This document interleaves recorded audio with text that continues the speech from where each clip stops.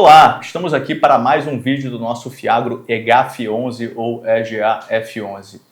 O vídeo desse mês é sobre os acontecimentos de agosto. Eu sou Bruno Lund, diretor da Ecogestão de Ativos, né? E aqui comigo está Antônio da Luz, né? Como sempre, né? me prestigiando aqui com a sua presença. E hoje temos presenças ilustres aqui. Moacir, sócio fundador, né, da Ecoagro, e Útil também, sócio, né, fundador ali da Multiplica Capital, né, nosso cogestor, né, nos dando a honra aqui de aparecer nesse vídeo. E basicamente trouxemos essas duas presenças ilustres aqui porque aconteceu, né, um fato, né, nesse último mês, né, entre o último vídeo e esse vídeo, que foi uma divulgação, uma falha de comunicação ali pelo nosso administrador de uma potencial oferta, né? Até então, né, não havíamos feito nenhuma aparição para comentar isso. E queremos, né, nesse vídeo aqui, basicamente mostrar para vocês o que houve, explicar, né, o que houve, que acabou gerando um estresse aqui desnecessário. Né? Basicamente, nós estávamos nos preparando, né, por uma oferta, mas não íamos fazer agora, mas queríamos fazer, né, assim que a cota desse uma respirada, assim que a cota melhorasse. Tinha questão de medida provisória, tributação, então tinha uma série de coisas que a gente estava levando em conta nesse estudo, por isso que a gente quis se antecipar, né, nesse estudo, nesse follow-on, para quando uma janela de oportunidade surgisse, a gente, né, trouxesse esse follow-on, né, ao nascedouro. Tá? E aí aconteceu essa falha de comunicação. Então, queria passar a palavra aqui, né, para Moacir, né, e para Útil, né, que são nossos sócios fundadores. Né, a gente gostaria, inclusive pediu para eles estarem aqui para a gente dar mais peso ainda para esse vídeo, né, para a gente falar desse ocorrido e explicar para vocês, cotistas, né, o nosso dever fiduciário, a gente respeita muito vocês, o ocorrido, né, e esclarecer qualquer ponto de dúvida que tenha ficado. Por favor, Moacir, Útil. Bom, vamos lá, gente. Obrigado, bom dia para nós todos, né? Nós recebemos aqui inúmeras mensagens questionando esse possível ou potencial follow-on. Não a respondemos por uma razão muito simples. A resposta deveria ser para você, investidor, para você, nosso cotista. Então agora a gente já está pronto e eu entendo que vamos, com essa mensagem, com essa resposta, atender a todos. E também, se não atender, estaremos à disposição. O que aconteceu e nesse movimento? Houve um erro operacional, mas a gente vai deixar muito claro para vocês. Tá? Nós enviamos para a Anbim e para a B3 uma proposta de regulamento para análise. E o motivo qual foi? Vocês todos sabem da medida provisória que está no Congresso Nacional, a medida provisória 1303, publicada em 11 de junho e prorrogada até 8 de outubro. Caso não seja votada até lá, ela perde a validade. Mas essa medida provisória, ela termina a isenção dos títulos incentivados. Quais são? A LCA, a LCI, o CRA, o CRI e os fundos, FIAGROS e FIIs. Então, o governo propôs, né, uma tributação sobre o dividendo da ordem de 5%. Essa tributação ela não entra imediatamente, sim, no ano fiscal posterior, né? E isso nos deu uma análise, tá, de possibilidade de fazer um follow-on. Agora, fazer o follow-on pelo simples fato de fazer também não era a nossa decisão. A nossa capacidade de geração de ativos e com rentabilidade, né, superior à taxa média do nosso Fiagro, tá, existe. Ela era 100% factível. Então, a gente trabalhou essa análise, tá, para que em outubro, a posteriori da decisão, se houvesse... quero pedir um minuto para vocês. Estamos trabalhando efetivamente para mostrar ao governo que essa mudança ela é muito ruim. Ela não vai gerar aumento de tributação para o governo, arrecadação. Não aumenta a arrecadação e ela vai machucar dois setores que empregam muito nesse país. A construção civil e o agronegócio. Tá? Então, esses veículos são muito importantes. E essa isenção, eu tenho muitas pessoas físicas, um estudo da B3, que mais de 60% dos investidores pessoas físicas têm até, Antônio, 50 mil reais. Gente, tá? Mas está aí em discussão, não vamos analisar o governo, vamos trabalhar para que não exista. Mas se acontecesse, de fato, eu tendo capacidade gerativa, a gente estaria fazendo uma análise, porque a nossa cota, ela vinha crescendo, tá bom? Então, era um estudo. O que aconteceu? Nesse estudo, um problema operacional do nosso administrador saiu de uma análise para uma divulgação pública. E aí, deu todo esse problema. Ah, vocês estavam fazendo desestímulo? Não. A gente estava estudando, tá? E entendia que era muito importante. O útil, está aqui do meu lado, né? O útil foi um dos precursores do mercado, tá? Dentro do Bradesco, lá em 1900 e... Eu comecei em 80 e fui até o final dos anos 80 no Bradesco. Então, o útil, ele criou esse mundo no setor de ações, tá? E até a gente estava conversando, é uma forma do útil, inclusive, esclarecer vários movimentos, porque fala-se de follow-on, fala-se disso, e existe muita desinformação, tá? Então, mas voltando para a questão básica e passo para o útil. Não estávamos fazendo, estávamos estudando, tá? E, com certeza, se ocorre um movimento da tributação, eu preciso fazer o follow-on esse ano, senão ele perde efetividade. A medida provisória não passou e estamos trabalhando muito para que não passe. Se passar em parte, pelo menos os fiagros, os FIIs, os títulos incentivados, não passem.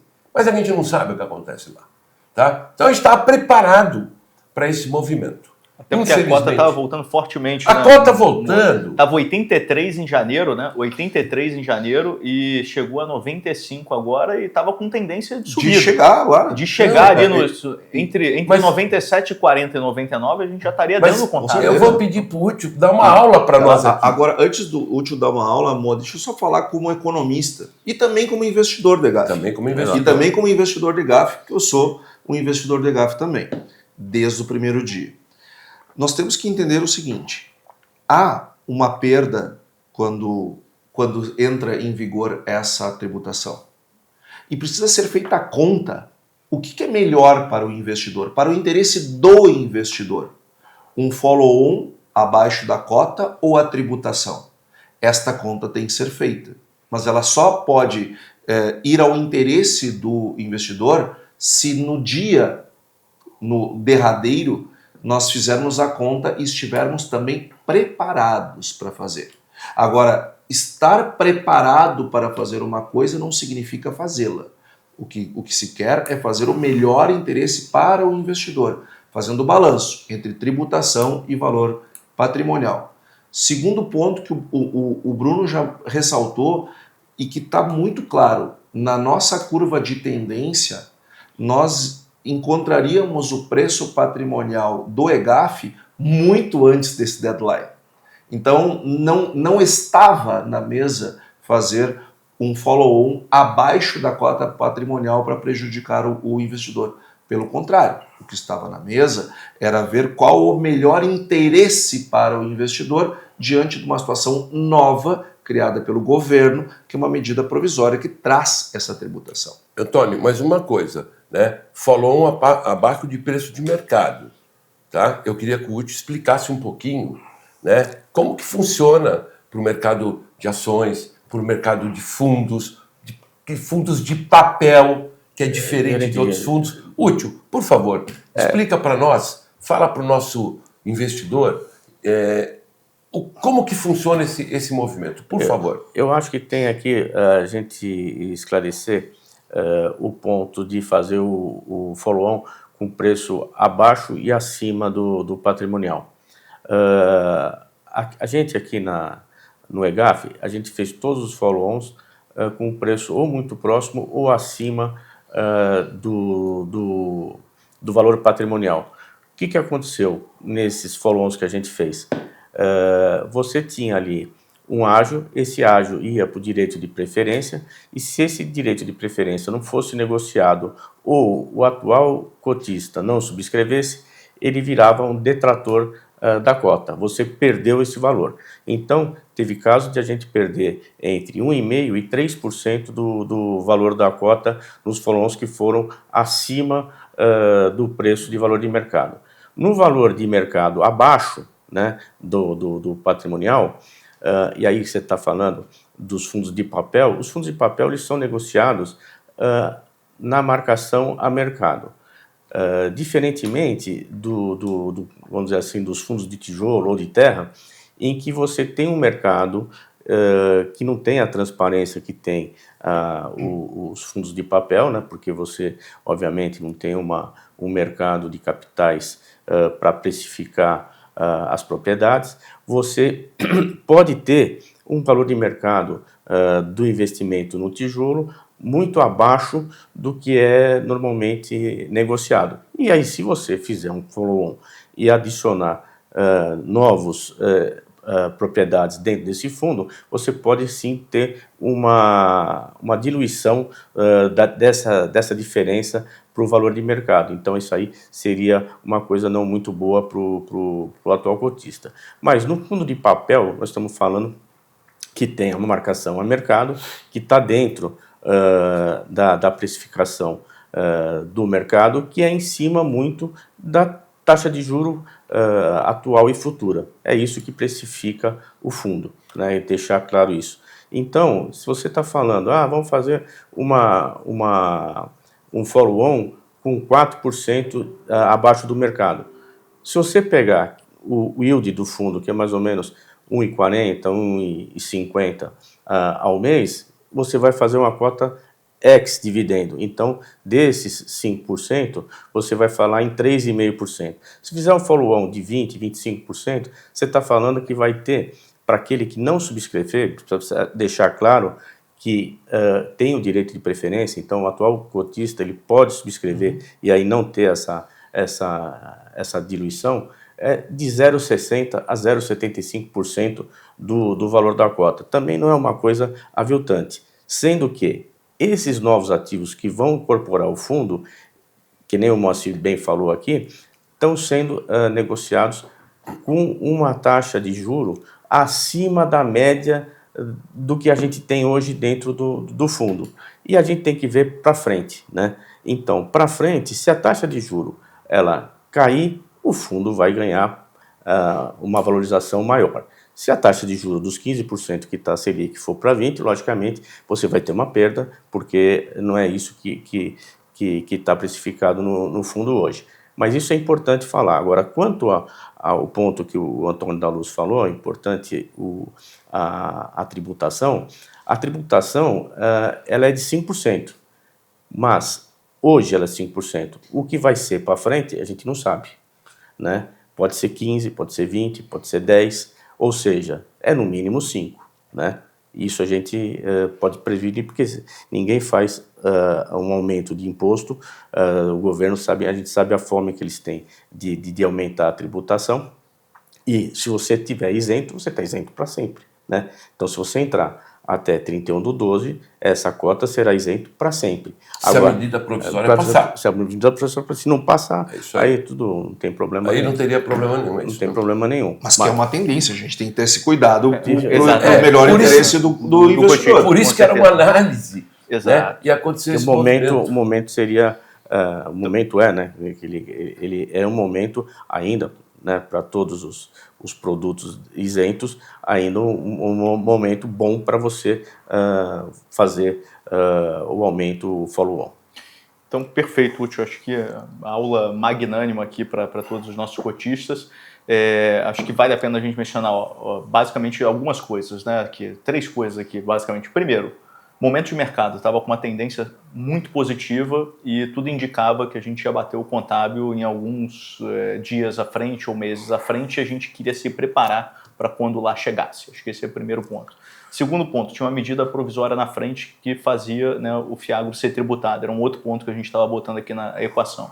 E o terceiro ponto é a gente estava com uma carteira de ativos, né, sendo originadas aqui pela Equagro, que continua sendo originada com yields mais altas do que a taxa média que a gente tem hoje no fundo, como o próprio Uti citou agora, e níveis de segurança maior. Os papéis têm saído com níveis de subordinação maior, 40%, 50%, em que na média do EGAF hoje a gente está com 30%. E a gente continua comprando, né? CRA Sênior. Exatamente. Tá? A carteira está aí, muda. vocês estão olhando. É que a gente tem uma máquina de originação diferente. A gente tem uma né? máquina de originação. Então, tinha esses 3 pontos que a gente estava considerando no nosso estudo, que fique bem claro, no nosso estudo.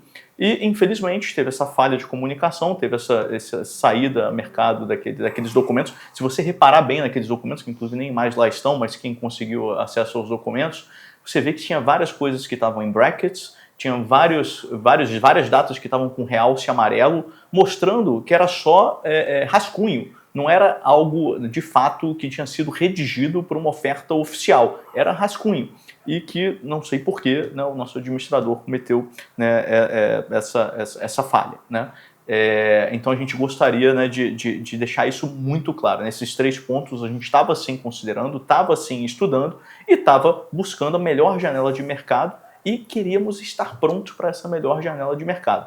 Antes, obviamente, da tributação vir, porque a gente estava com ativos bons, a gente estava com a tendência de mercado boa e tinha, né, uma barreira aqui pela frente que era essa tributação. Então, acho que vale a pena a gente marcar muito bem esses 3 pontos aqui para deixar você, cotista, né, muito ciente com relação aos pontos que a gente estava analisando aqui. E foi um aprendizado, né, de governança, de comunicação nossa, e o que a gente busca sempre são boas práticas. E o cuidado de vir responder para você, cotista, tá? Veio as mensagens, tinham as mensagens e a gente resolveu, por isso que a gente participando junto com vocês, que para nós é muito bacana, né, Uti, tá? O fundo está indo super bem, mas dá a resposta aqui para vocês. E depois, a partir de agora, se mais dúvidas surgirem, por favor, falem conosco, né? Falem conosco, 100% à disposição, tá? Porque desde o começo a gente fala, o EGAF foi um compromisso nosso com o público do varejo, né? Com o pequeno investidor. E eu acho que rentabilidade passada não é promessa futura, mas esses quase 4 anos de vida, a gente tem entregue a vocês aquilo que a gente efetivamente se comprometeu. E com todas as expectativas disso continuar para sempre, tá? Porque o nosso compromisso é rentabilidade com segurança. Então, obrigado, Bruno, por nos permitir participar junto aqui. E nós vamos ficar aqui, né, o Tio? Vamos ficar aqui com ele, vamos ficar porque tem muita coisa para saber. Tem coisa ainda eu não perguntei para o Bruno ainda nem sobre os rendimentos do mês de agosto. Então vamos embora. Agora vou cruzar o braço aqui e ficar com vocês. Então vamos lá, rendimentos do mês de agosto. Né? A gente, no dia 2 de setembro, anunciou 1,42, tá, de rendimento. Foi diferente do 1,58 do mês anterior, mas porque dias úteis a menor. Né? Eu tive 2 dias úteis a menos, basicamente 7, 8 centavos por dia é o que está remunerando o fundo hoje. Né? Então, quando você faz essa conta, 7, 8 centavos por dia, deduz isso do 1,58, né? Os 2 dias a menos, dá 1,42, então aqui não teve nenhuma surpresa. Quando você vê em termos de CDI+, né, quando você olha, né, a cota mercado, estamos falando de CDI mais 4,21%. Tá? Então, é uma rentabilidade dentro do que a gente tinha, né, objetivado. Tá? Do ponto de vista de secundário, né, número de cotistas, ele vinha numa crescente nesse mês de agosto, deu uma cedida, né, então estava em 11.433, está com 11.303, uma quantidade de cotistas bastante, né, expressiva ainda. Acho que depois desse nosso esclarecimento, acho que os cotistas devem voltar aqui para o nosso fundo. Acho que talvez algum de vocês tenha saído por conta dessa... a queda foi bem pequena. Muito pequena. Mas a queda foi bastante pequena. Muito pequena. Exatamente. Do ponto de vista de mercado secundário, né, terminamos agosto ali com 1,14, né, de rentabilidade, né, versus 1,16 do CDI, né, ou seja, bem ali alinhado com o CDI, mas quando você pega o ano, tá, estamos com 24,50 no ano contra um CDI de 9%, 9,03%, ou seja, bastante rentabilidade. Quem aproveitou, né, para entrar no fundo em janeiro, como a gente, né, vinha sinalizando que era uma boa oportunidade para entrar no fundo, realmente teve uma belíssima, né, rentabilidade. Liquidez, né, por conta da queda do número de cotistas, caiu um pouco, estamos com 525 mil aqui, né, 525 mil reais aqui de liquidez de média dos últimos 30 dias, ainda uma liquidez boa, né? Não é o que a gente almeja 1 milhão e acima disso, né? Mas de qualquer forma, né, ainda uma liquidez bastante boa para você entrar, né, e sair do papel, tá? Isso falando de resultado secundário. Quando a gente vai agora, né, para as outras duas métricas que eu gosto de reforçar, que é o contábil, né, no resultado contábil de agosto a gente veio com 1,37, em linha com o que você estava falando, né, o último 1,40, 1,50 é o que a gente tem entregue, foi 1,37 mesmo, bem próximo do 1,40, basicamente teve um resultado ali de uma reprecificação ali de um papel, né, que trouxe essa rentabilidade, né, um pouquinho, né, para baixo, se não teria sido 1,44 se esse papel não tivesse sido, né, reprecificado, tá? Ou seja, acima dos 1,40 que você tinha falado, tá? E no que tange, né, a outra métrica que eu gosto de passar aqui para vocês, que é o resultado por cota, que é o equivalente aqui, eventualmente, ao dividendo, né? Quando você pega o resultado que o fundo teve, né, na última linha e divide pela quantidade de cotas, é de fato o resultado que eu poderia, né, distribuir para você na ausência de um resultado retido. Nesse mês de agosto, por conta dessa reprecificação, foi de 1,34, se não teria sido, né, bem próximo do que a gente distribuiu, que foi 1,42, e é por isso que a gente sempre mantém um resultado retido, que estava em 47 centavos e hoje está em 39 centavos, né? A gente deu 8 centavos a mais desse resultado, porque teve uma reprecificação, a gente acha que, que esse movimento volta depois, então esses 8 centavos, né, basicamente, que a gente entregou agora deve voltar depois, né, aqui para o resultado retido. Ou seja, o fundo continua com uma saúde muito boa, com zero de inadimplência, zero de problema, passamos por 2 anos desafiadores aí no agro, né, Moacir, e a gente está aqui exatamente para mostrar isso. Alguns fundos, né, tiveram seus problemas aí no meio do caminho, nossa tese permaneceu intacta, né, mostrando, né, basicamente, né, nosso acerto aqui na hora de determinar essa tese, né, para esse fundo, né, que veio ali toda a experiência ali do Moacir. A gente trouxe uma tese que, na nossa visão, uma tese blindada aqui para o principal risco do agronegócio, que é o clima, tá? E isso tem se mostrado, né, assertivo, passou muito bem aí nesses desafios. Do ponto de vista, né, de ações de gestão, fizemos aqui basicamente, né, vendas de 3,5 milhões de reais e compras de 19 milhões de reais, tá? E recebemos aqui também juros, né, em 3 eventos, né, equivalente aqui a 1.300.000 reais aqui, tá? Então isso foi basicamente, né, o que aconteceu. E como resultado, né, de todas essas ações de gestão, o nosso fundo hoje ele aumenta a sua diversificação. A gente está hoje presente em 16 estados, né, da federação. A gente está com 37 ativos, foi de 35 para 37 ativos, né, com essa presença agora em 16 estados e não mais 15, que é como estava, né, anteriormente, e aumentando a nossa diversificação, aquela métrica que você gosta muito de mencionar, né, Moacir? A gente está indo de 35 mil produtores para 38.900 produtores que são potencialmente cedidos fiduciariamente para debaixo dos 37 ativos que estão aqui, né, no nosso fundo, ou seja, muita pulverização. Ela vai muito além dos 37 papéis, eu tenho 38 mil produtores debaixo desses 37 papéis, mostrando, né, que essa pulverização é super importante, que é o contas a receber basicamente das revendas e das cooperativas, que são os grandes tomadores dos papéis que a gente traz aqui para o fundo, tá?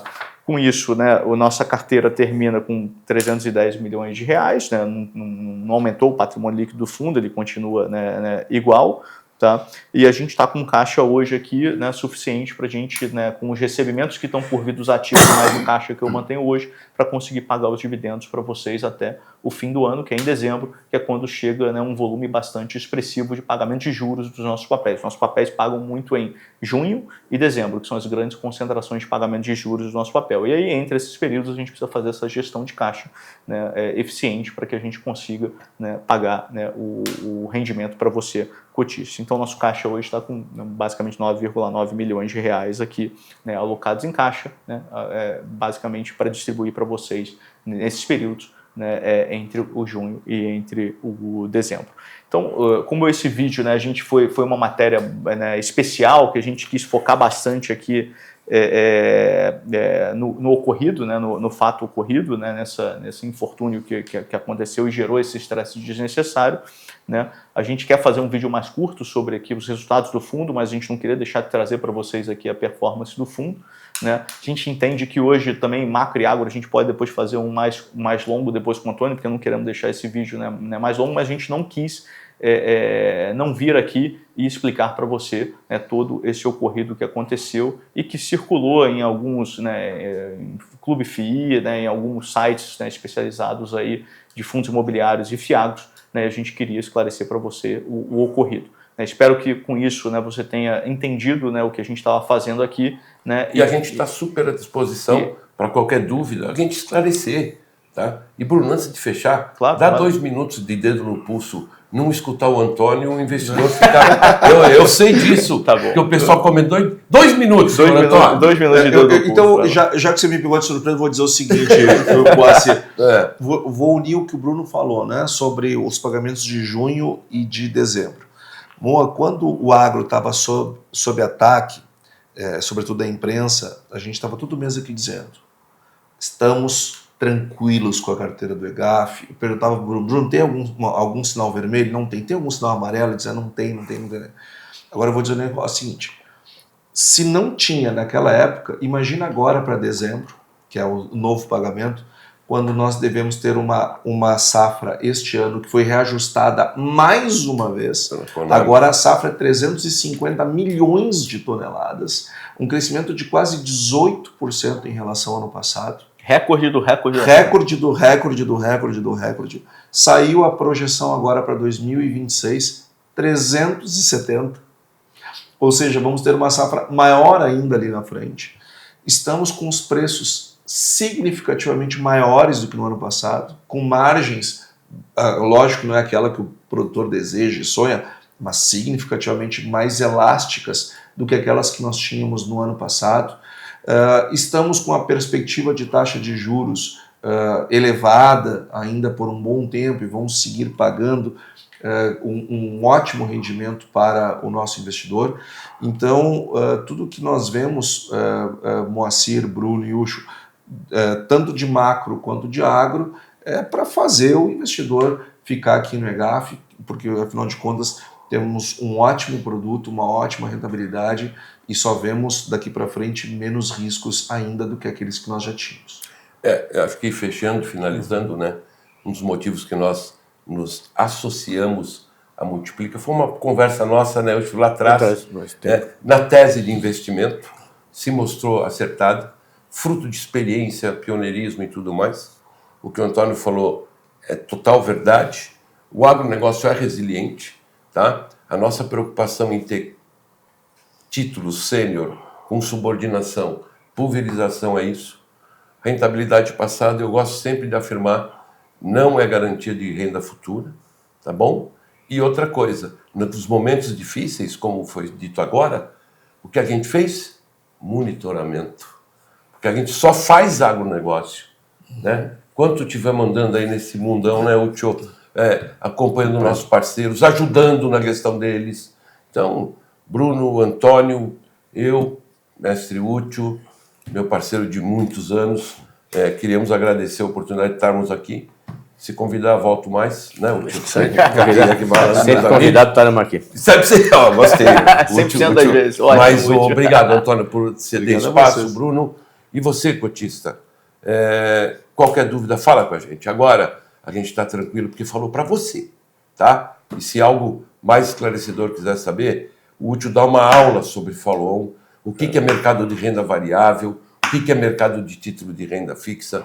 O Ucho é gostoso de escutar esse conhecimento que ele adquiriu ao longo dos anos. Ucho, faça a última informação. Quando você começou lá no Bradesco, quantas ações eram negociadas na Bolsa? Muito obrigado pela deferência. Quando comecei, tinha 960 ações na Bovespa. Hoje nós estamos por volta de 384, sendo que tem mais 5 fechamentos de capitais previstos. Então isso aí realmente é um encolhimento do mercado de capitais. Eu acho, em função de vários motivos, mas eu acho que uma ineficiência da nossa bolsa, está chegando uma bolsa nova aí, se Deus quiser, para fomentar mais o mercado de capitais, que realmente nesse ponto de abertura de capital precisa evoluir bastante. Isso aí, gente. Bruno, Antônio. Maravilha. Vocês, meu amigo. Obrigado pelas palavras, Ucho, Moacir, Antônio.